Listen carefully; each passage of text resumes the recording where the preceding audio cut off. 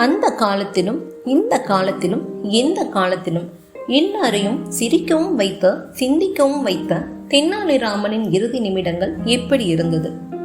பல தடவை தென்னாலிராமன் தான் இறந்து விட்டதாக பொய் சொல்லி அரசரிடம் பரிசோதனைகள் செய்தார்.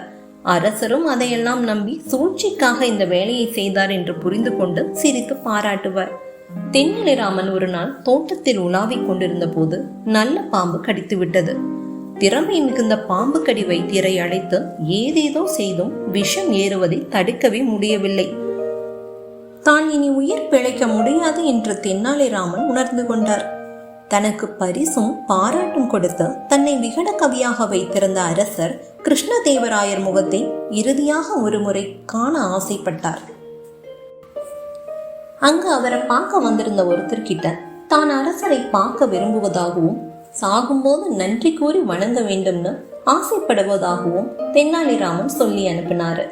அரசரும் அதை கேட்டதும் இவ்வளவு சீக்கிரத்துல தென்னாலிராமன் மறுபடியும் இறந்துட்டானா, என்ன இந்த தடவை ஏமாத்தவே முடியாதுன்னு சொல்லி மறுத்துட்டாரு. அரசர் வராததை அறிந்த தென்னாலிராமன், அரசர் என்ன பார்க்க வராததுல எந்த வியப்பும் இல்லை, ஆனா வேதனையா இருக்குது. அவர்கிட்ட போய் சொல்லி ஏமாத்தின சந்தர்ப்பங்கள் அதிகம். ஆனா சாகும்போது நான் உண்மையை சொல்லும் போது அவர் நம்பாம போயிட்டாரு. இந்த உண்மைய பின்னாடி தெரிஞ்சிட்டு வருந்துவாருன்னு சொன்னாரு. அப்பவே அவருக்கு மூச்செடுத்தது.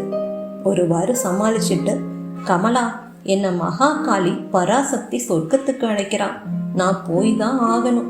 அரசர் எப்ப வந்தாலும் சொர்க்கத்துடைய வாசல்ல நின்று வரவேற்பேன்னு அரசர்கிட்ட சொல்லுன்னு மனைவியிடம் கூறி சிரிச்சாரு. அதுக்கப்புறம் மேல்கூரையை பார்த்தபடியே, தாயே பராசக்தி, இந்த சிறியவனை பார்க்கறக்கு ஒரு முகத்தோட வந்தாலே போதுமே. நீ ஒரு முகத்தோட தான் வந்திருக்கிறியா? அப்படின்னா மீதி 999 முகங்கள் எங்க வச்சிருக்கிற அப்படின்னு வேடிக்கையா கேட்டபடியே கடைசியா மூச்சு விடும் நேரத்திலும் விகடம் செய்து யமனையும் நோக்கி சிரித்தார். சிரித்தவாறே கண்கள் மூடிக்கொண்டன. அரசன் உண்மை அறிந்ததும் வந்து கண் கலங்கினார். கடைசியாக ஒருமுறை பார்க்கவில்லையே என்று தன் தவறுக்கு மிகவும் வருந்தினார். இறுதிச் சடங்குக்கு வந்தபோது கூட தென்னாலிராமன் கூறிய விகடங்களை எண்ணி எண்ணி பேசி பாராட்டினார்.